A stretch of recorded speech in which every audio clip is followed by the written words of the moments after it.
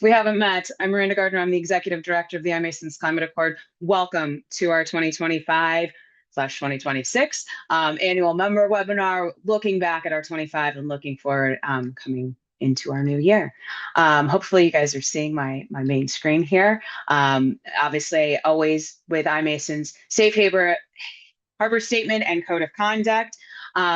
We are committed to neutrality. Please be mindful of others. If we do see comments or things in our chat that is, abusive language or any other such things, we will remove you from that. So please be respectful of your fellow participants. That said, the way to use the Q&A and the chat function, you'll see it. You can maximize your Zoom window. There is a Q&A function. We will be monitoring it. If we don't get to Q&A and chat today, we do use this, though, to program. We feed it back to our working groups, to our governing body, and go forward ever since. Same thing with the chat function, too. So you can converse with your fellow attendees. Hey, I saw that. Hey, I was there. Hey, I saw a link. I want to share this. Feel free to use those functions, too. We're very excited to have you here. So this year, a little bit different of a format. We're going to go through our top 25 of 25, membership, publications, events, education, and engagement. What's next? So what will you see out of 2026? And of course, for all of you, how do you get involved? What's the next step so that you can participate in your call to action? We're thrilled to have you here. We're thrilled to have our participants here who are going to come on stage with me and share their insights. And of course, we hope to see more of you in the future. So this is our third year running. And again, welcome. I would be remiss if I didn't thank, of course, our governing body. This is our 2026 governing body. They sit in our leadership roles, obviously representing some of the biggest names in digital infrastructure. Not on the screen just yet is, of course, our team and our colleagues from Meta. We will be shortly knowing who our leadership member from Meta is, who will be joining us.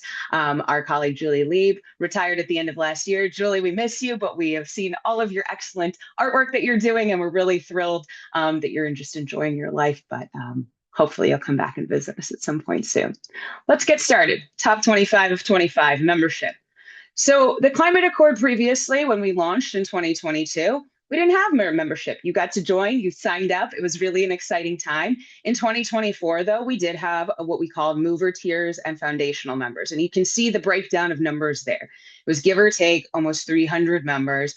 Members were free membership. Movers were a member tier that had some payment. And then our foundational was really our hyperscalers. In early 2025, though, we launched a fully robust membership tier plan. And this was so that we can engage with members on a level similar to that of our iMason parent company. We wanted to ensure that if you were really involved, you were really engaged, climate, emission reductions, everything that we stood for was front and center and priority for you, that there was a way to really show up in our space. And so here's our membership tiers that just over a year ago, we launched in January of 2025. Sustaining members, champion movers, infra visionaries, and foundational members, with still a tier at a complimentary level of community ally. What that's done for us and what it did for us last year was give us an ability to spend. And that means that we were able to produce and deliver on all of the content and other things that you'll see today during the webinar, including salaries and benefits, our technical consultants. Obviously, our iMasons team was generous in, bolstering the iCA for the first couple of years. We needed to pay that loan back. We need to be financially stable so that we can be a resilient organization moving forward and really a good partner to all of our strategic alliances, all of you as members. So let's pay that loan back. Events, marketing, branding, publications. So that said, of those 4 paid membership tiers, over a third of you converted in the first year with new members such as Turner, Oklo, Grundfos, Salesforce. That's just to name a few. And what was really exciting is we almost tripled what we expected in terms of our first year of revenue. So over $1 million in revenue. Really, thank you. We couldn't have done it without you. That also includes some of, and we'll get into this detail later, some of the sponsorship and ticket sales for our first ever iCA summit that we hosted in December last year. Well, that said, one of our newest foundational members is Dell Technologies. So I'm very excited to bring to the stage and the screen with me our colleague, Alyson Freeman from Dell Technology. Alyson, welcome. Great to have you on the webinar for the first time. How are you today? Thanks, I'm good. Good to see you. We've had the pleasure of seeing you on stage at YADA before, obviously with the iCA and your fellow subject matter experts in Los Angeles and Santa Monica. in December. And now, of course, you're a member of the governing body. So, as our newest foundational member, talk to us about a little bit about Dell's leadership in sustainability and how it's been useful to be kind of part of the.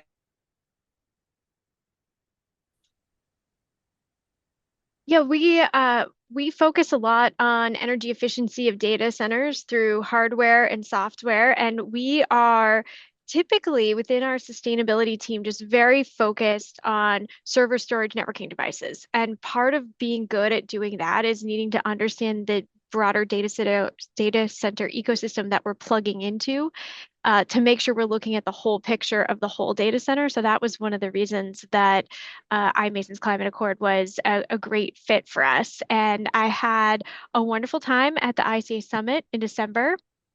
I walked away with a few really actionable things for our company. All of the talk about EPDs, we call them PCFs or product carbon footprint reports.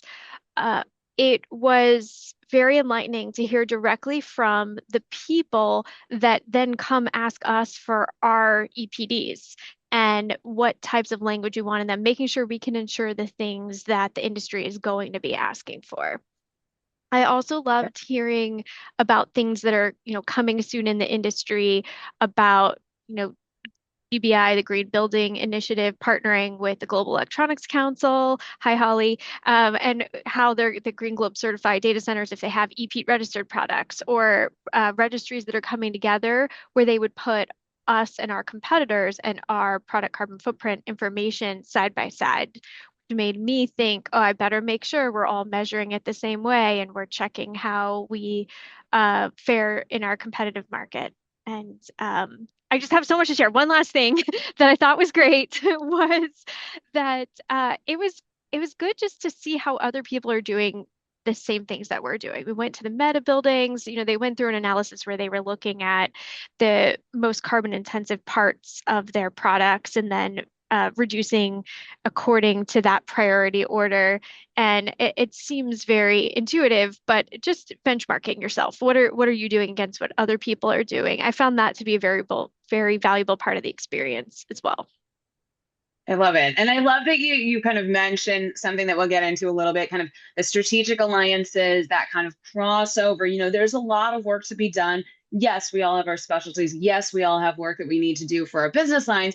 And at the same time, we're really leaning into here's where I'm an expert, here's where you're an expert. How can we do this together and be better? So really feel that that's what you took away from it. Excited to have you obviously here and maybe even more so, what are you looking forward to this next year and within the iCA roadmap in and of itself?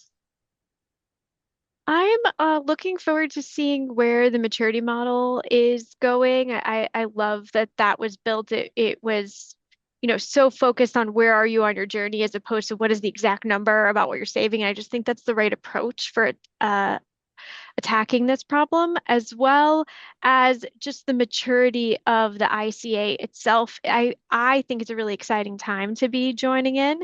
You've got your stuff figured out. You now have the tiers. You're really just getting into performing mode, in my opinion. Alyson, I appreciate that. It's almost like you knew what we were teeing up next when we were going to publication and talking about the maturity model. Oh, I It's didn't really actually know that. I should have read it, but I didn't. it's okay. I mean, hey, that's what we're here for. We love it's been really an honor getting to know you, obviously getting to know your colleagues. Really excited to have more of them joining the working groups too. So, that will be really, I think, something exciting to see how Dell gets more and more involved and engaged over the next year. And then, of course, as you said, where are we going with the maturity model, which is what we're coming up against next. So, Alyson, again, thank you for joining us today. Looking forward to seeing you going forward. So, let's move on it and get into kind of number two here of 25 publications. I see our colleague Noah's come up. Noah, I'm gonna ask you to wait for a sec as we kind of walk through where we are with our publications. Obviously, iCA does a lot of strategic alliances because we can't do it all by ourselves, as I said.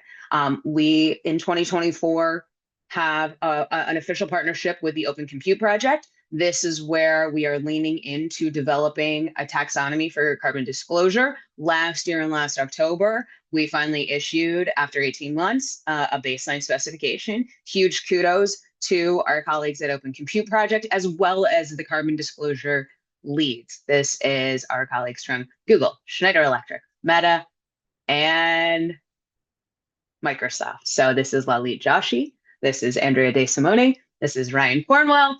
Obviously, our colleague from Open Compute, Rob. Rob, I'm so sorry. Why am I blanking on everyone's name this morning?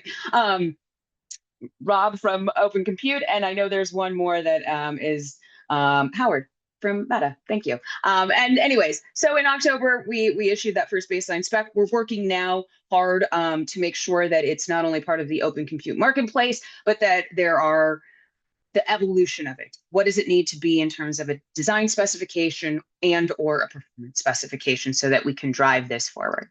The second piece of work that came out of last year, if you saw this, and thanks wholeheartedly to our colleague Bethany Brantley from Stack Infrastructure, was the work that we are doing aligned with our colleagues over at GRESB. GRESB is a reporting mechanism and module that a lot of our partners in private equity use. There is now a module for data center investments. We are working hard to ensure that as that comes out of pilot, it is a useful tool for our industry to really look at this, Bethany puts it nicely, the complexities of the industry while also aligning with investor expectations. So this is a co-collaboration between iMasons, our sustainability committee, obviously Bethany leading the helm, and now the Climate Accord leading the way too. In terms of our publications, we also last year started to lean into all of you as members. Where can we cross-publish the great work that you're all doing? So our colleague Brian Jaybeck from Bennett and Pless, we shared some work that he did in the panel that he shared, our colleagues at Vista, of what's going on with heat pumps. And then, of course, we continue to have our own publications. So from our Power Working Group, what can we do for heat reuse for sustainable communities, and that case study, and then fresh off the presses this week. So feel free to go take a look at this under resources, the recap from our summer webinar series. So this was, we'll get into it more, but 12 weeks, webinars that we did not record. So instead, what we put together was a high-level overview, and then each page has a little bit of summary of what each of those experts talked about and what really we got into in each of those sessions. So please go and take a look and download. Last year, right before this webinar, we launched our Climate Accord maturity model. That was one of the foundational building blocks for launching the iCA. So looking at power, materials, and equipment in a very holistic approach, thanks to all of you as experts. We shared last year, this was a more than a year process. In 2024, we took the time to go through our governing body, through our working groups, through all of you as members and comment periods, through the sustainability committee, through the iMasons, you name it, you had a chance to comment, to give feedback, to give us the technical guidance to really make this a robust document. So as I said, Noah's going to get on stage with us now because we got to take this to the next level. This has now been sitting here for a year. We know there's excitement. GBI has taken it. We want to see it in Green Globes. GRESB has taken it as a reference. We've heard from USGBC. They want to see it in lead. Noah, longest standing, well, second longest standing, maybe if we count Lex, on the governing body. So thank you for sticking this out with me. I know we're not done yet. I still recall our first couple meetings together, and I'll say politely, you told me we want to go get stuff done. So we need to go get stuff done. And we published the maturity model. It's been a year. What's the impact you've seen so far, and where are we going now? Well, thanks, Miranda. What's really incredible about the maturity model, it's an example of the industry getting together to try and identify ways of gauging and measuring itself. What I've seen is a lot of people excited and interested in it. I've also seen, and this is kind of like where we're hitting reality, that it needs to live on and have a life of its own beyond simply Climate Accord. Namely, what we recognize is that companies are really interested in using the tool and using the approach. And there are a lot of great potential partners out there that can actually take it forward to the next level. So one of the things that we're excited about doing is we're going to be launching an RFI to look for potential partners that could take over sharing governance of the Climate Accord with, shared governance of the maturity model with the Climate Accord. So looking at, there are a lot of great entities out there that know how to run a framework, gathering lots of stakeholder input. that know how to understand measurement and benchmarking with security involved and IP involved. And so the one may be asking, why doesn't simply the Climate Accord keep going with this? Well, we will be involved. That's not something we are looking to remove, but simply the managing the day-to-day is better for a different kind of institution. So we're excited about this RFI. I think we're going to be, we are going to be, someone dropped an email. If your entity is interested in the RFI, please respond to that email. But we're going to be sending it out this week. I have a rough calendar that we're going to be, where's the dates? Here we go. Sharing the initial RFI this week, talking about it in the next couple of weeks, and then getting together towards the end of March to reconvene and understand results. Oh, thank you. This is up here, right here. There we go. You can read right off here. Right off the screen. One of the things that we want to do is gauge interest we didn't want to have a laborious process at present. So we have about 10 questions that we're going to be asking potential interested bodies to respond to. Just to be clear, what we're looking for is a company that has data centers and sustainability at heart, companies that understand how to manage lots of groups of stakeholders, that understand how governance of measurement bodies can change over time and how input is needed, and also has plans to think about how it expands globally. We admittedly Climate Accord is a global entity. We are mostly North American based, and the maturity model is actually gaining adoption in other places. So we want that to be addressed as well. So again, the email is there on the screen. We look forward to getting questions and getting responses and trying to figure out the best home for this amazing collaborative tool. Yeah. No, quick question as a follow-up for you. I know some of this, I think maybe one of the questions people might have is, why are we thinking RFI, besides the fact that, Climate Accord is a small and mighty body, but I think some of this came from discussion at Summit last year, with our colleagues at GBI, with some of the member companies. Maybe can you tell us a little bit about the process of how kind of that discussion evolved to where we are now and kind of what we're thinking through there too? Yeah, I mean, the heart of it is when you have a great tool that's out there, you want to be able to find partners that are equally excited about it and that also can put resource behind it. We recognize there's a lot of different kind of entities that can take over governance or shared governance of the Climate Accord. Some of those are nonprofits, some of those are for-profits. We don't want to have, just in terms of efficiency's sake, to be honest, we want to make sure everyone has a chance to pitch, to propose that this is something they want to do, which is like the level playing field of an RFI. Again, it's not going to, we don't want people responding with a 100-page book. It's simply 10 questions to get to the next level and identify partners. We also recognize this is a way of actually gauging the market. If 10 different partners come together, that's one thing. If nobody comes together, that's another. We hope obviously there'll be a few that come together that share what their plan would be for taking on the maturity model. Yeah. And I think, we've heard this too from stakeholders, that seeing some of the reporting out from it, how do we do that? We tried, we made that attempt this year. Could we put together a survey or a questionnaire or something? And we did. We ran into roadblocks. Where would we store that data? How would we ask the questions? Where is the proprietary information? It became kind of a challenge for us as the iCA to try and do that. We went through at least 3 or 4 iterations of some kind of tool and really hit our stumbling block. We walked through it with, again, private companies that wanted to take their own climate, roadmap through this. We went through it with, again, companies that have it as a strategic plan. So again, I think this is coming from us kind of trial and erroring a lot of different ways to do it. I agree. I think, this is really the right way to go forward. I really appreciate you shepherding this, as well as the rest of the kind of committee that has put this together and is taking the lead over the next couple of weeks, as you see on screen here. If you are interested, we have put together a list of about 20 or so companies that we believe might be the right fit. We'd like to reach out to them. So if you're interested, as we said, shoot us a note, admin@climateaccord.org, so that we can get you that information. We will host a webinar in about 2 weeks. Noah will be there. don't worry, to kind of answer your questions. And then we'll do some, analyzation of those results. And of course, the rest of the governing body will be in there too, in terms of that recommendation going forward. Noah, any other last things you'd like to share with our audience today on our webinar? Yeah, just Miranda, I mean, you and I, we've been so, I guess, humbled and impressed by the amount of volunteer hours that went into the maturity model itself. We don't want to overlook that. I mean, this is really a collaborative effort by all the working groups in the governing body, both to identify how to create it and what it looks like. And that's really where the value lies, that this is representing a really solid slice of the data center industry. And so we don't want to lose that. And then the other note is like, you hit on a really good point. I just want to reiterate.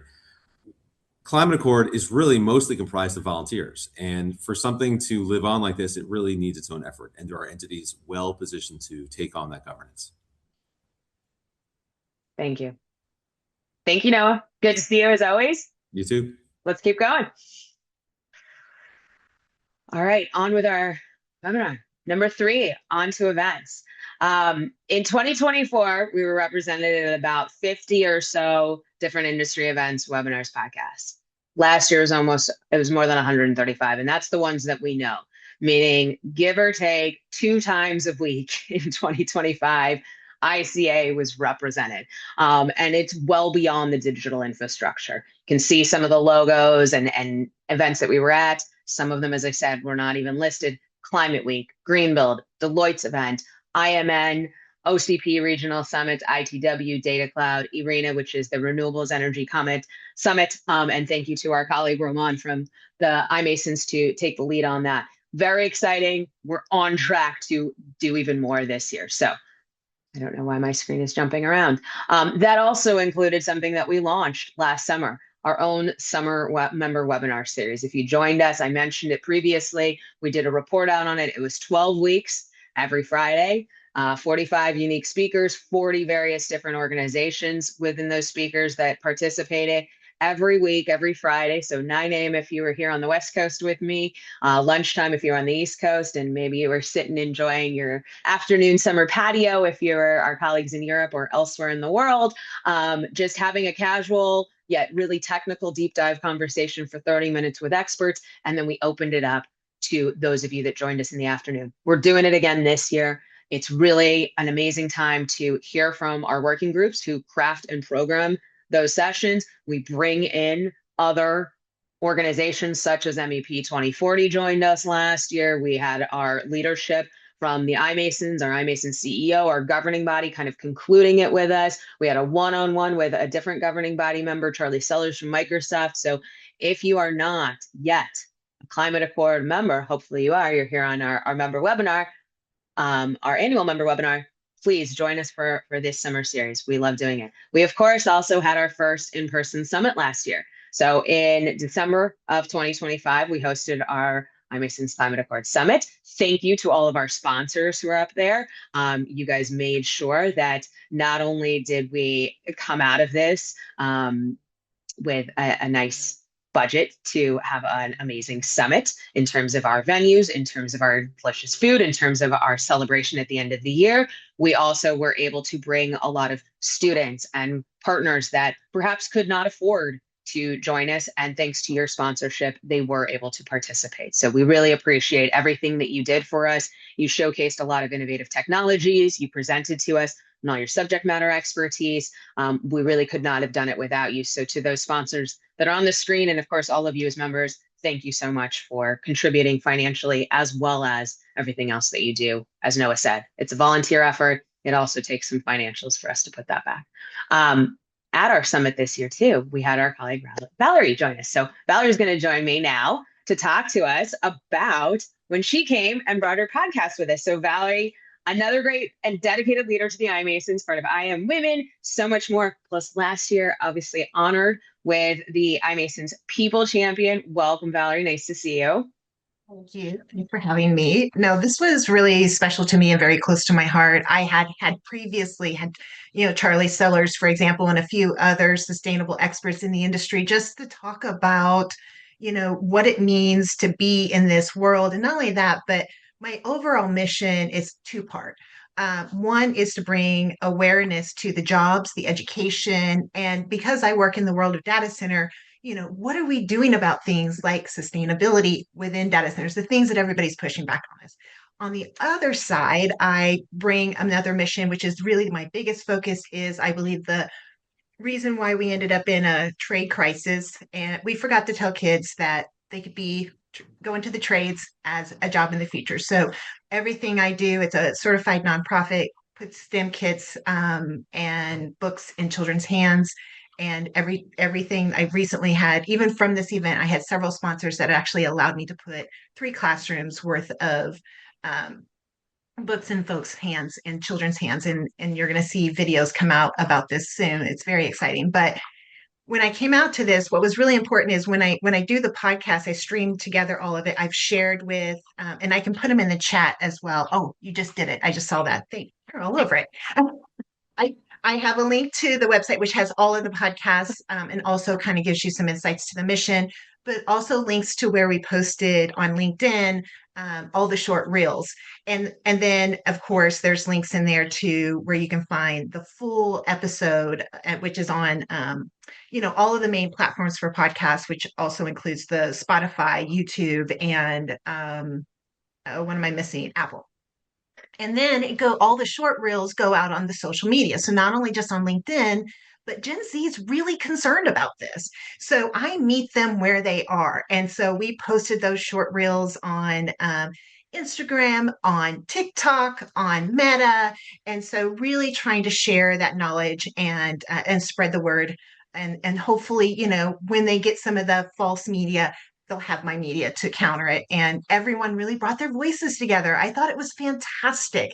Everyone, coming out of the each of those learning summits and listening to all the parts and pieces, all the different things we're doing in the industry, and then actually being able to talk about this and why it was so important for us all to come together and for the very first time in person, and all the collaborations and all the workshops and all the planning that we're doing. So it was a really great conversation. I strongly recommend you all listening in and sharing it because that just spreads the word a little bit more. But I really would love to even further kind of share that knowledge out. So Miranda, if we wanted to do a focus podcast even and bring someone on here, if anybody wants to volunteer, just continuing to share that knowledge and give that inspiration back into the industry, I think is huge. And we got to meet them where they are. Gen Z, Yeah. they really care about sustainability. That's a big thing for them. I mean, we But all do, but for that generation, that they they're really looking. do. And yeah, I mean, you brought your books. I bought them. You signed them. So my niece and nephew have them. They're very excited to look at them. We swapped stories, and you see on screen our colleague Amir, our colleague Casey. So people came and shared their stories during the summit in your podcast. And if those of you who are in the chat, obviously we've shared the links so that you can go and listen. You can check out other sessions, including our speaker that's coming up shortly, Hiba from the iMasons, who's been on Valerie's podcast, but other ways to get involved. And I love how you said that. You got to meet people where they are. It's something we're looking forward to, sneak peek in Summit this year, that hopefully we will be able to go onto college campuses, perhaps even to some of the local schools. This year's Summit was right across the street from Santa Monica High School. Can we get into these spaces and bring this kind of content and education right to them? So, but that said, I mean, you're out there sharing it. What did you learn and take away from Summit this year, the workshops that you attended? I mean, you weren't just there podcasting, you were there as a student too, Valerie. I did pop in.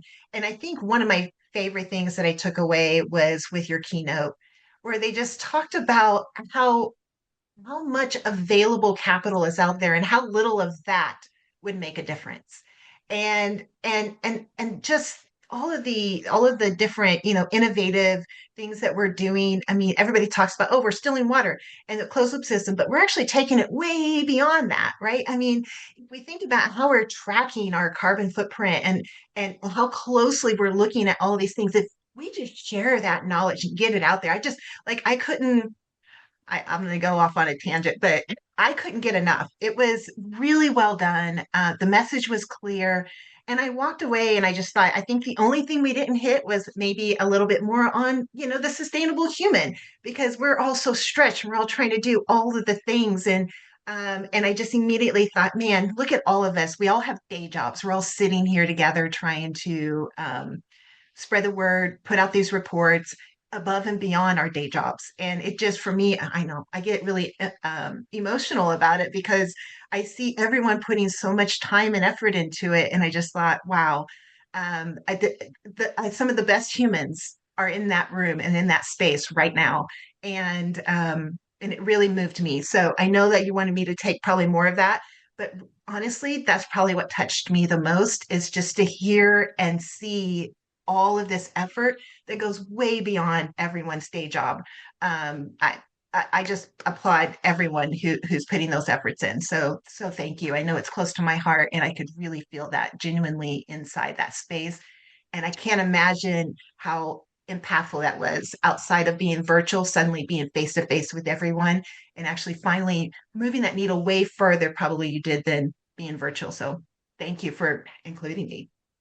Well, but thank you. Let's end it on that. I feel very emotional about this, obviously, being the first, summit out of the box. Over 200 participants there. We had another, I think it was 30 or 40 that joined us virtually too. We're looking forward to it again. We would love to have you there. And it certainly sounds like maybe there's a little health and wellness component we should add into it. Although if you were there, the weather was showing off for us. Some people went for a run. We got to sit outside a couple of times. Like, I think we got a little bit of that R&R mixed into all of the learning. So once again, thank you, Valerie, for joining us at Summit. Thank you for joining us today during the webinar. We look forward to, again, encouraging students of all ages to join her podcast, to keep learning, and of course, continuing to be part of a sustainability journey and conversation as we move forward. So thanks again, Valerie, and we're going to keep moving with our webinar. So education doesn't stop. It keeps going. We have so many strategic alliances that we lean into. I've noted that a couple of times today. In 2025, we saw that grow to 18 different strategic alliances, including event partners, other nonprofits and trade associations, including some that have come up that look at things like forced labor conditions in the supply chain. Our colleagues at Grace Farms, which some of us will be participating in their event Design for Freedom this year. That said, in January alone, I had over a dozen conversations with other associations that we all, or some of us, know and respect. U.S. Green Building Council, Urban Land Institute, those are just two to name a few. We will also be leaning in next week to the Yale Cooling Conference to talk about refrigerants. By the way, these are all, some of their events are all up on our newly launched calendar of events on the iCA website. So a lot of this is where we can be better education partners. They're doing the things, we want to be involved in them, and we want to be sure that we're leaning into that. That said, too, with higher ed, this year we were part of a workshop that was hosted at the University of Texas at Austin, thanks to our colleagues at Compass, the Collaborative Optimization and Management of Power Allocation, as well as the Bureau of Economic Geology. It was a sustainable data center workshop in Texas. So I was fortunate enough to be on the first panel with our colleagues at Crusoe, Track, and Edge Connects, and of course, our former CEO, Santiago Suinaga from the iMasons. We talked about Texas. As we know, this is now the forefront of the AI data center development space, growing industrial electricity demand and resource management. It was really a thrill for them to host us there. So we really appreciate that. And we look forward to leaning into more of that. Similarly, as mentioned, during Summit this year, over a dozen universities and higher ed institutions represented. Valerie mentioned our keynote speaker, Dr. Michael Parnell. He is a professor at University of Southern California, USC. Our colleague, of course, on our board of directors, sits at USC as well. Dr. Julie Albright, our colleague Nadia, was here from Stanford, who was on one of our panels. And of course, we like to do community engagement projects. So yes, higher ed is one thing for education. The other thing is getting involved with our community. So we had our colleague Carissa Holland from Wine to Water there. We built over 200 potable water filters, and these are deployed to areas where water resources have been impacted or compromised. So whether it's a natural disaster or otherwise, people are able to use it. You can see her holding it, and now they have potable water in their home or otherwise to have a resource for that. And of course, many of you know him, our colleague, Dr. Klein Smith from SMU. So we're really excited to continue helping develop educational curriculum wherever it lands, however it lands. You saw the strategic alliances, you've heard of the higher ed. Of course, you've heard what we do with our community partners, and maybe you've seen it recently, but this last week, iMasons lost their foundation. And of course, our executive director of that foundation, Hiba, welcome. Congratulations. Very exciting news this week. How are you? Are you leaning into this? You're getting all the champagne and the flowers and everything, Well, it's more work, but it's exciting work. I'm genuinely excited about the next chapter. I think that this move really makes sense to bring everybody up to speed. We've brought all of our education and workforce development initiatives under the umbrella of the iMasons Foundation. And what that does is just give us an opportunity to really present a clear mission, as well as our governance structure, have dedicated funding, be able to fundraise because it is a 501c3, and just be able to connect students, educators, and employers, but also partner with other foundations that are doing similar work on a level playing field. So structurally, I think that's all great and makes sense. For those who don't know about what we're doing in education and workforce development or about the foundation, the mission really is to expand awareness of digital infrastructure careers, to strengthen the talent pipeline, and to help employers find and access the workforce that they need, that we keep hearing about they need. And we do that by bridging education and industry, and connecting students, educators, and employers. I will say this is a really big field. So for me, really looking at this across K through 12 is really important. Community colleges and trades. I have Valerie on my committee, which I'm really happy about to be working with her. Also universities, and reskilling veterans and career changers. So there's many angles and ways to go about it, but I think all are needed in order to fill the huge talent gap in the industry. And we do work closely with industry to ensure that the curriculum we're developing or what we're bringing to the pipeline aligns with their needs. So yeah, I'll leave it there unless anyone has questions for me afterwards. Well, I think maybe you already went to our other slide, but we do have a QR code. We're trying to make some of this as easy as possible. So not just links in the chat in case, you've got your phone out and ready to go follow Hiba and the foundation on LinkedIn, as she said, building the awareness, building the talent, the pathways, the outcomes. Some of this too, Hiba, is you similarly like the climate accord, and this is where you and I have had some great conversations.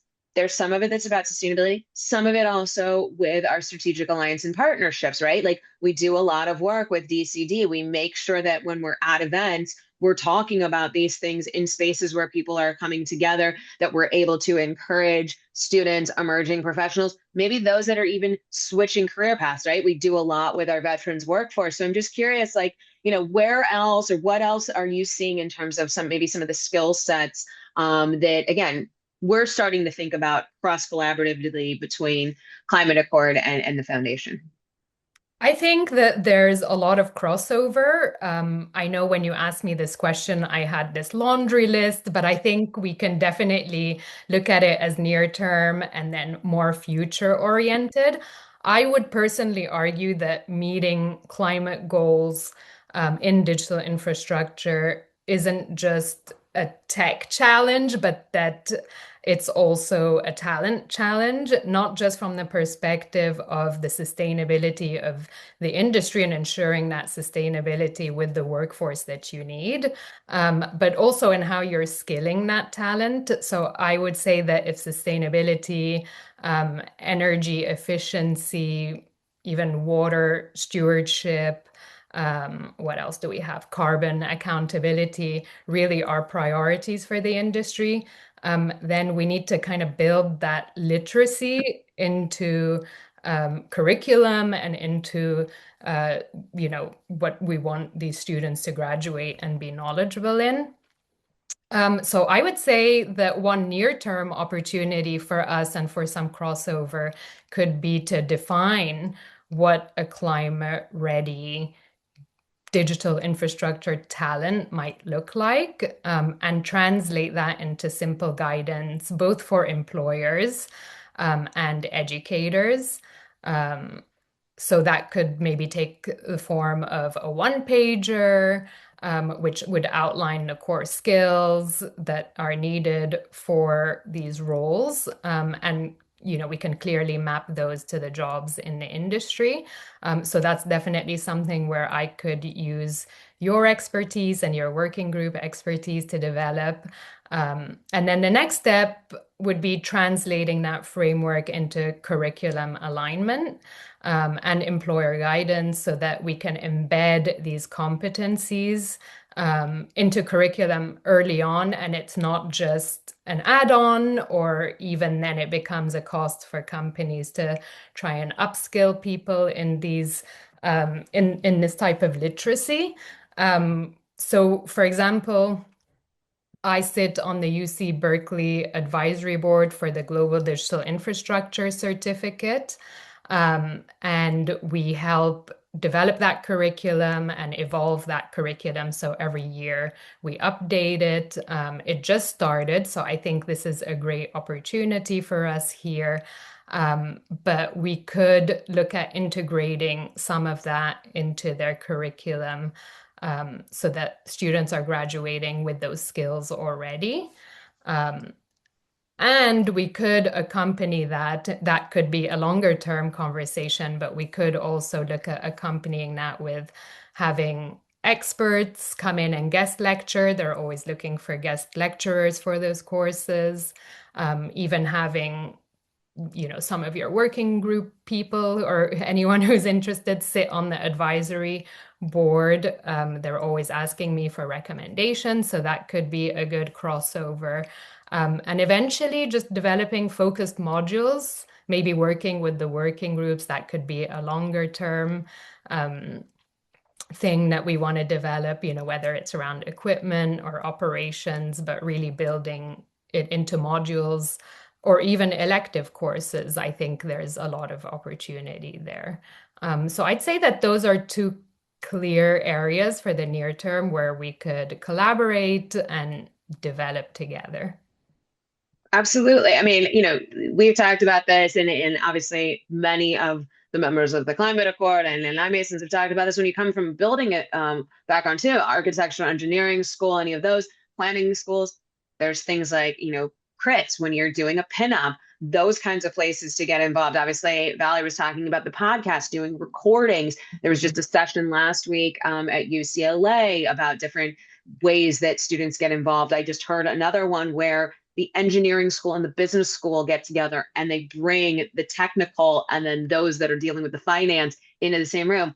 How could we help be like that too? How do we bring the finance and the sustainability and the data center into some kind of curriculum development? So obviously now we have this, newly launched reformulation of all these programs within the iMasons that we as the Climate Accord are really looking forward to continuing kind of our engagement, whether it's some of the ones that you've already highlighted in the work that we've already done together, or the ones that are coming up with some other things. Have any other last thoughts that you'd like to leave the member body here with before we go on our merry way? But again, congratulations, and we're really looking forward to partnering up over the next year and beyond, of course. I think for me, it's exciting. It's an exciting time. We had an open house for the Global Digital Infrastructure Program at Berkeley yesterday, and there were a lot of questions in the chat. And I was telling the students who are prospective students, you could be answering a lot of these questions because a lot of it hasn't been answered. This is an evolving field, a growing field. So I do think building these things in from the very start And I do see a lot of opportunity in cross collaboration. Berkeley is one institution we work with, but we have so many who, have heard about the industry and want in. And so it's definitely something we can scale and bring to other curriculum. We could look at it as a pilot. So I'm excited to keep the conversation going. As I said, I think it's an exciting time for innovation. And how do we build that in so that we have the talent that's ready to go when they graduate? Yeah, no, I'm so excited. Him and I just discussed this. I've been doing interviews for my undergraduate, and someone asked me about how did I like the sustainability program, and I was there, and I was like, yeah, they didn't have one. So, and similarly, I would argue they probably didn't have a digital infrastructure program. So this is really kind of the dawn of some new opportunities for emerging professionals. But again, Hiba, congratulations on the new role. Congratulations on the iMasons Foundation. We look forward to the future together. So thank you again for joining us today, and we'll see you very soon. Thank you. All right, last but not least, of course, for 25 was continued engagement in terms of our key priority areas. Climate Accord was founded on emission reductions, looking at scope 3 primarily. So looking at the core and shell of our buildings, the materials that we build our buildings with, the equipment, both MEP and IT. So what's going on in the white space and the gray space, and of course, how we source our power. Well, we've added another one this year. We are going to be looking at water. What is the embodied carbon as we use to deliver and operate our facilities? So I am going to bring to the stage now with us our colleagues Matt McMullen from AWS and our colleague Mike Obradovitch from Nalco and Ecolab.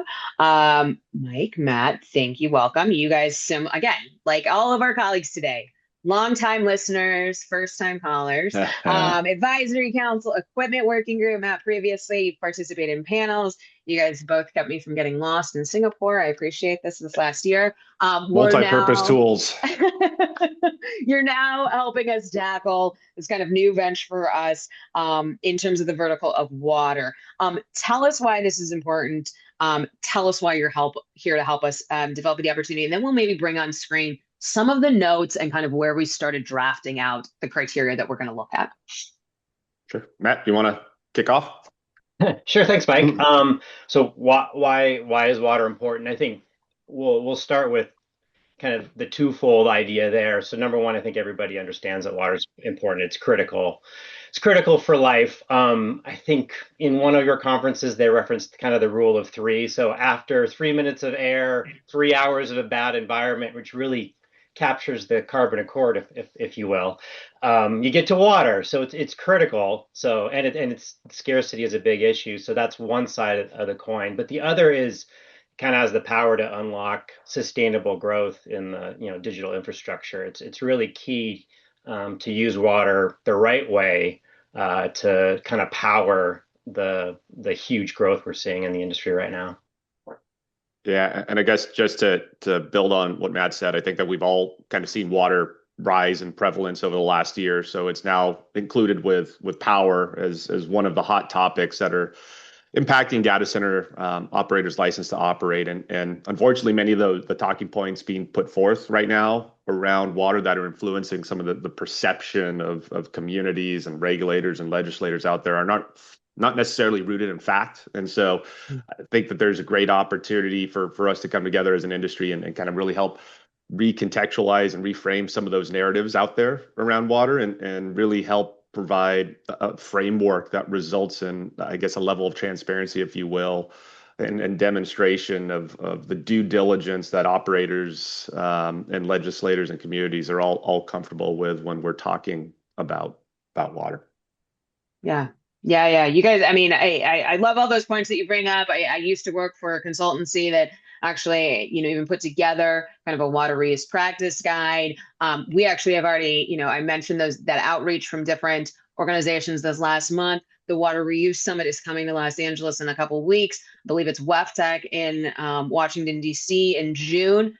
actually on a panel, and they did that outreach, and we're engaged with that one. So we're really thrilled to see that you two, alongside with Matt, your colleague Bo, and our colleague Claire, and then from Meta, will be heading up this pilot working group. We also have some colleagues from ULI, our colleague from GBI. I think we can all kind of fanboy out of our friend Adrian Hightower, who's here in Southern California, who was on our panel at Summit this year, and a host of others, Digital Realty, Stack Infrastructure, et cetera, kind of helping us craft over the next couple of months, really, our swim lane, right, for what we need to be doing in digital infrastructure when it comes to water. So talk us through what we're seeing here. This was kind of the write-up that you both, as well as Bo and Claire and the rest that I kind of noted there, put us through in terms of narrating, at least in kind of short order, what we're starting to look at. You kind of said some of it in your intro, but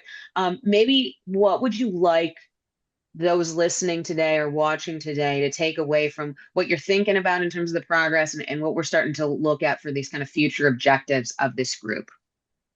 Matt, I'll let you take away. You did a lot of legwork here.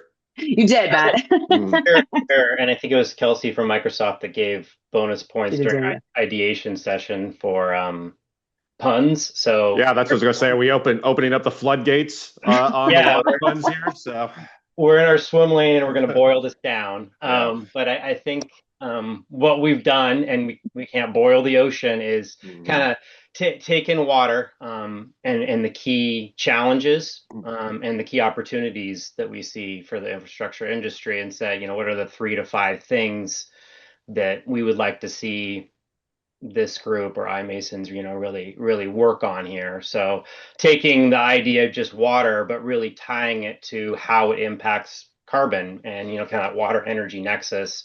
What are the, 3 to 5 things that we really think we should be working on? So that's where we are right now, is to say, what do we want out of this? What's a win look like if we were to get some things done?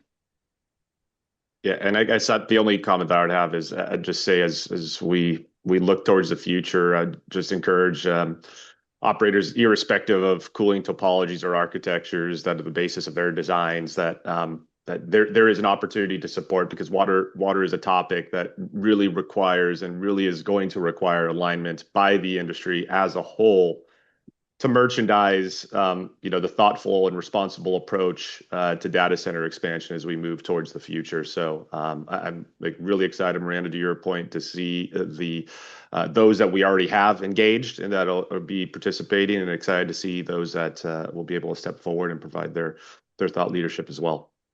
Yeah.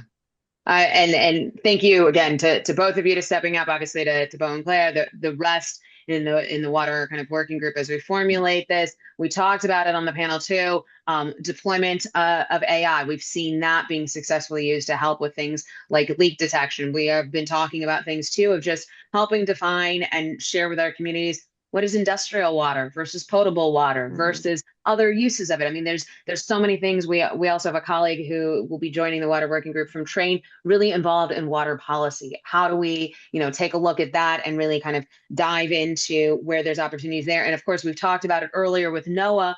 Water wasn't included in our maturity model. So now we're going to have to kind of bring these experts in, take a look at the maturity model. What does that mean now for water to be part of the maturity model as it evolves, case studies and otherwise? Any other last thoughts from the two of you before we start moving on and kind of talking about 26? Although I guess water is kind of 26. We thought about it as 25. We figured it out. And in terms of, yes, we want to do this, but anything else that you think really critical to take away here? I think let you start on this one. Yeah, no, I think just to key on one of the things that you raised, because I know it's a topic that Matt and I and Bo and others have had a conversation around, is really that idea of AI being able to be leveraged to resolve and address some of the sustainability complexities that it creates, not only for the data center industry, but for industries as a whole, and definitely the opportunity for it to do so here with respect to the topic of water. So again, really excited to see, as we continue to navigate and advance in our discussions, how we bring everything together in terms of a kind of a circularity approach. All right. Matt, anything from you? Yeah, I mean, especially with knowing the kind of the power the audience right now brings and in the industry is water is not cheap, even though it seems cheap. If you look at the real impact it can have both negatively, which I think a lot of people talk about, the true costs or externalities of things when it comes to power and water and, whatever it might be, but also the positivity. So when you're making decisions associated with water in this industry and what you're going to do and what you're going to invest in. And I would argue it's in the maturity model, it's hiding in there and how it impacts the whole maturity model. Look at that. So make sure that you're valuing water the right way and not just what it says on the bill, dollars per CCF or whatever it might be, liters, megaliters, acre feet, whatever crazy unit you're using for it. Make sure that you're using the right dollar sign on the front of it. I'm taking all the notes. I don't speak water language, so I'm like acres per feet per CCF. So thank you. I'm already learning and engaging already. So this is really helpful, and I appreciate what you just said. It's hiding in that maturity model. I think that's something that resonates with me because that's an easy out that we take with a lot of things. It's an easy out we can take with carbon. It's an easy out we can take with our own selves, our own lives. Valerie was talking about being a sustainable human. When we let things kind of be hidden and we don't acknowledge them, we don't take accountability for them. That's what we like to bring to light in the iCA and in some ways tee ourselves up to find the solutions now too. So thank you both. Of course, thank you to Claire and Bo too for helping do this. Charlie Sellers is your liaison on the governing body who will be helping lead the effort. And of course, let's not forget to thank Colleen Large from Brightworks Consultancy, who will be one of their technical guiders too. So looking forward to this. Thank you for joining us today. And let's get into where we're going to go in 2026. So again, I think some of you have posted some questions in the chat. It's a little challenging for me to read them, so I apologize. I'm not trying to avoid any questions or looking at this, but I will try and get to some of them. Matt, I don't know. There's one in the question right now. You want to address it? Yeah. So I see Jason's talking about scope 2 or 3 energy. That is, we didn't really get into some of the things that those 3 to 5 things, but that's the kind of the misconception or miscommunication around where the water use is coming from. And that was a big thing is a lot of the data is wrong that's out there, but it also ties it to power generation. So not using water can actually increase water use coming from the power generation. So that is a key thing that we're talking about, how to tackle that and also how to tackle it when it comes to how you even count that scope 2 or embedded water use in your energy use or power use. So absolutely. And then I see a question about PFAS and GWP issues. We're looking more holistically at just kind of water use and the environmental impact from water perspective. But I don't see, I think there's room to say, if you're if you're using water evaporative cooling the right way to help the industry grow, what are the other things that come along with that from a liquid cooling perspective? So I see that playing into some of the things that we work on. Yeah, I'd agree. I think that, when I hear some of the talking points where the communities are having perception related issues, they are now hip to the game, so to speak, when it comes to indirect water intensity associated with power generation. So saying that a site doesn't use water on site as part of their cooling architectures, or default is, well, hey, that they now know the talking point, well, hey, that can increase energy consumption, which increases overall hydro footprint. So definitely, to Matt's point, something that we need to tackle. And then to Ollie's comment on PFAS, I've also seen some commentary around discharges coming from data centers and being laden with chemistries and the like, and the waste streams being a concern. So I definitely see that interweaving into some of our discussions. Thanks, Jason. Thanks, Holly, for the questions. Matt, Mike, thanks for responding to them. I will say too that, again, this is why we're in pilot. We're trying to figure out who is already doing some of this work. Where can we be those stewards of digital infrastructure to kind of bring that conversation fully, robustly in here? And again, where can we be complementary to what is already in the market?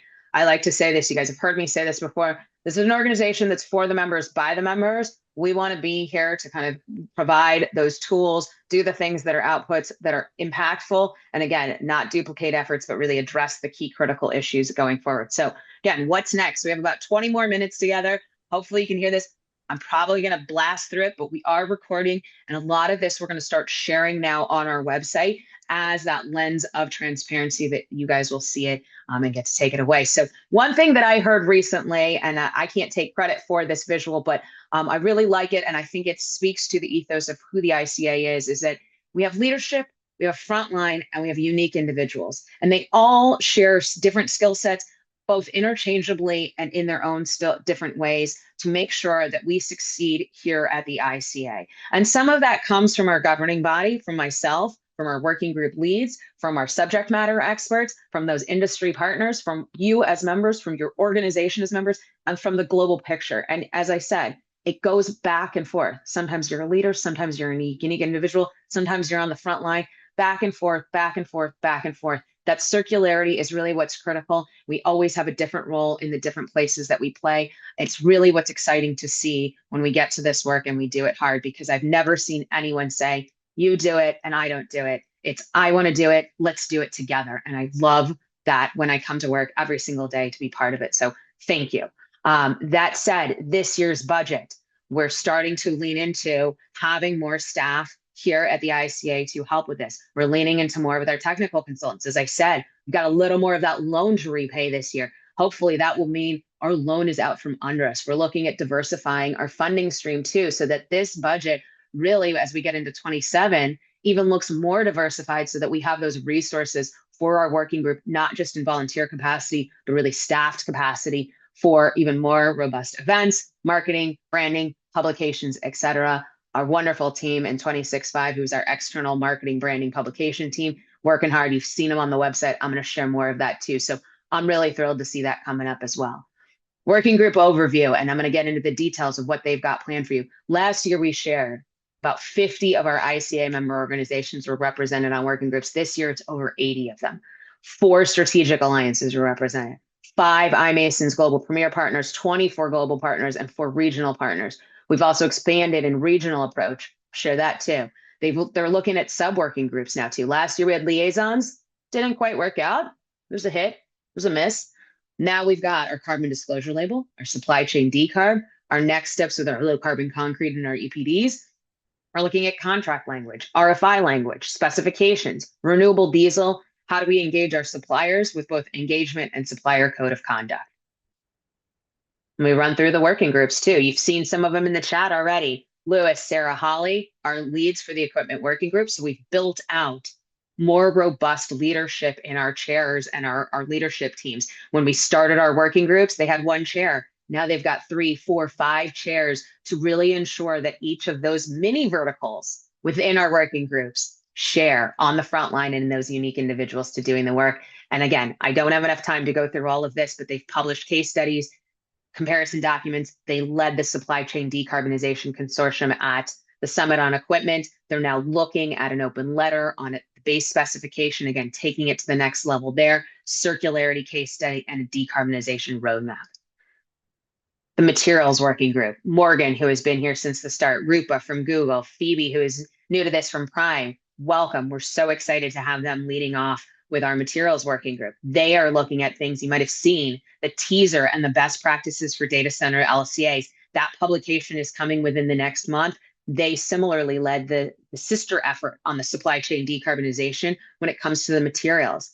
They're finishing out that life cycle assessment case study. They're getting in to specification for concrete and metals. And as I said, looking back at our green concrete piece that we worked on, and then of course, advancing material decarbonization.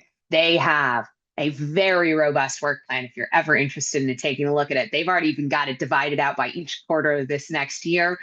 Really thrilled to see that. They're going down into copper too. Very exciting stuff coming out of materials. Stay tuned. Of course, power, one of the top issues besides water. So we've got 5 members in leadership here. Mike Donahue has been involved for quite a while. Tom Quinn will continue from Google. Kathleen Koth from Mantle Climate. Austin, from Strive by SDX, and of course, Anna Dowson from Greenscale will be heading up our power working group. They're starting to look at things, or this last year looked at, the excess heat and sustainable communities. How do we capitalize on that? They're drafting a call to action on powering digital frontier, looking at the, large scale growth. They've been supporting the iMasons US Power Initiative. They are looking at things of how do we talk about bridging solutions when maybe bridging still needs to be defined, emerging technologies, grid flexibility. They're even hosting their first session together specifically around power. It's going to be a small session, DCD, New York. If you're really interested, let us know. It is focused on the working group, but we will be doing 1 or 2 invites. So again, if you really, are interested, let me know. Please reach out. But we are trying to do more of that, getting them into the rooms. As Valerie said, it's key to get them together and do this. They're looking at the GHG protocol. They're looking at updating the maturity model. Really a lot coming out of the power working group as well. Even yesterday, talking with our colleagues over at ACEEE, our colleagues at SEBA are involved in this working group. Thrilled to see where power is going to go this next year as a very motivated third working group that's established in the mix. Some new ones coming up. Supply chain decarbonization kicked off last year at the end of July. We had 2 workshops at Summit this year. Rupa, you just saw on screen, but Amanda, Amir, John helped lead that effort. They're going to continue. They're on the working groups as well. Supply chain decarb with the equipment piece of it. Howard and Andrea, who've been involved with our OCP and iCA work stream, as well as Mike from Meta and Lewis, obviously, too, who chairs the working group. They're going to continue to stay involved in that and keep pushing that supply chain decarb. Well, what does that supply chain decarbonization consortium look like? It's really, again, continued collective action, what's going on in this space when we're looking at, again, the best practices, EPD generation. Relco really has some stuff going on in there. How do we use innovation for EPDs? How do we help markets move? Maybe you need 1, maybe you need 5. How can we help increase that availability? And of course, the public piece of it. And of course, then we'll continue that with the sub-working groups in this. We've heard from a lot of you over the past couple of years and tried different ways to engage beyond North America, beyond Europe. It's been a struggle, right? It doesn't always work out, and we are a global network. We are global companies. So this year on a quarterly basis, and thanks to my colleagues who are on the screen here, Anita, Preeti, and Lindsay, we are going to be hosting those smaller quarterly calls with regional areas. So meaning right now, EMEA, APAC, MENA, we're looking to ensure that we have LATAM represented too, for our colleagues to do some deep dives this first year into one publication that we already have printed for some review of guidance, applicable regulatory requirements, where we maybe missed or hit it. Yeah, this works. You guys are good. This makes sense. And also looking at supporting an upcoming publication, presentation to ensure that regional representation. Is there any project we missed? Is there a conference or an event there? Is there a connection to a local nonprofit or trade association that iCA should really be involved in? We know how valid it is and important it is that we are that inclusive. We have had, dozens or so countries represented. That doesn't always translate, though, into the work that we deliver. We need to be better about that. We've heard that. This is our first step in trying to resolve that. So again, I'll show you how you can engage and get interested in that. And we're really thankful for those 3 leaders to start taking that helm and that charge. We're kicking that off next month. We hope you'll join us or share with us your colleagues who are in those regions so that we can start bringing that to the forefront of how we continue to evolve. So how do you get involved then? Obviously, this is why you're here now. Plan ahead. We've heard this from you too. How do I plan ahead? Where are you going to be, iCA? Where can I be to get better? We have a calendar of events now, climateaccord.org/events. You go and take a look at it. I've shared the screenshot from March, but you can go and sort however. We have tabs in there too. You can sort by our various verticals, equipment, materials, sustainability. What we're doing is sharing our industry events that are out there. So the Water Reuse Symposium, DCD New York, the Design for Freedom Summit. We're also sharing though too for visibility when our working groups are meeting. They are working groups that are closed. These are working groups that have started to meet, but that's for you to understand. They're meeting on the monthly cadence. I know someone in the power working group, something really came up or an article, I need to share it with them. We will be sharing out, I think on the quarterly is what the decision was made, high level, what's being discussed in those rooms, what are the products coming out of it, when can you expect to see case studies, webinars, other things out of it. We want to be transparent with you on what those committees and those working groups are doing. This is that first step into showing that and sharing that with you. And again, if you have events, you can go into that calendar of events, share them. We'll take a review of them. And if it's of use to our community, we'll share that out too. But hopefully this helps with you to plan for your calendar year on how you get more educated moving forward, including save the date for Summit this year. So November 16th through 18th, it's the Monday through Wednesday, the week before American Thanksgiving. We'll be bringing it back to Los Angeles again this year. So very excited to see that again. So please join us. We've talked a lot about all the opportunities that you see. Are there people involved in? Hopefully you want to get involved too. And the way that we are going to do this is now we have a volunteer engagement form. We only know what we know when you share. We only know what your colleagues share with us. You need to share this with us. So if you go under that join button up in that right-hand corner, you'll see volunteer. That drop down is a volunteer interest form. Please fill it out, share it with your colleagues, subject matter experts, your network, whatever. Fill that out. What I've shared in terms of the screenshot here is the various elements that we believe are most applicable to the iCA, but there's an other column in every single one of them. Water, equipment, biodiversity, circularity, policy, where you might be interested in contribution. Hey, I really want to help support the strategic alliance network, your partnership network, et cetera. You know what? I want to be a subject matter expert. I don't really have time for anything else. Can you just keep me in the database? That's all good. Please fill that out for us. This is where we get to go back then. We have a sub-working group. We have a sprint. We have a new program working group. We have somebody reaching out to us saying, I'm developing a panel. I need somebody who knows about refrigerants. We can now open this up, say, here's your 5 people. Now we can share that with them, obviously with your permission, but now we've got the bandwidth to really help them out, help us out next year when working groups kick off again. Now we know who to call on because of this library of resources and the wealth of knowledge that we know is out there that we just haven't had access to. So please take a moment, fill that in. We're really excited to have that going. We've seen a couple of you already do it, but we're looking forward to it. It helps our working group chairs too know that when they start publishing things and they need QA/QC, a peer review or something, they can dive into that and say, hey, you guys want to come and help us out with these things. Similarly, we're launching a program committee. This is going to help us with our annual member webinar, our iCA Summit, summer webinar series. And as I said, Power's already doing one, but in-person meetings with our various key verticals. So again, fill in that iCA expression of interest form. We're trying to get this together in April. So a committee, a group of about 12, 15 people, monthly meetings in the first quarters again, so that we can kind of pick up that pace as we get into the summit time to really craft a very robust event towards the end of this year, as well as the first kind of forays into it, which is that summer webinar series. Few other things before we break today. And again, thank you for sticking with us. I hope you enjoyed our webinar. We also cross-publish a lot of work. Last year, we saw a great publication from our colleagues at the Water Reuse Association in conjunction with Black & Veatch and Grenfoss. We published a session on NASDAQ Tech Talk with our colleagues at GRESB and STX, and of course, our colleagues at GEC when they were talking about their final product category proposal. All of that is up under our resources. So similarly, this is the resources library where you can go and search, take a look at what is out there and what's published. Take a look there too. We review it. We make sure that this is of use, that it's timely, that it's criteria that is really going to be valid for the iCA. So we'd like to see that. Please have a chance to look. And of course, don't forget to follow us on LinkedIn. This is where we share a lot of your updates, your highlights, where we have sessions, where we, just let you know what's going on here in the industry. We already shared too that iMasons Foundation has their LinkedIn site.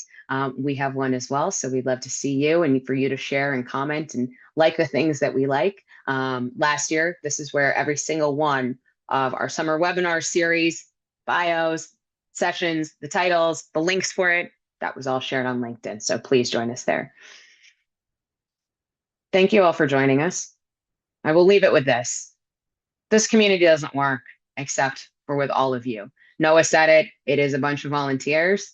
It is more than a bunch of volunteers. It is very dedicated people who leave their homes on very early flights. They stay up very late working on things. They travel very long distances to do a lot of hard work and a lot of hard work together. And you can see it. You're smiling in these pictures, but I have been with you in the trenches and you guys have been there together doing this. This is not easy. We have hit a number of snags. We have had a number of successes, and we're going to continue to see both of that coming forward. And I look forward to doing it this next year with you. I look forward to it in 2027. The way that we're going to get better at this is to continue to lean into how we do it well, how we do it not so well, and how we continue to come together. I truly believe that data centers and sustainability have the same mission. It is to make our lives better. It is to make things in the future better. And it is, of course, to ensure that our children have a sustainable planet where things are really a wonderful opportunity for them going forward. So thank you for joining us today. Please join us in the future. We look forward to having you as our community. And as always, take care of yourself, take care of your family, take care of your communities, and we'll see you very soon. Have a great rest of your day.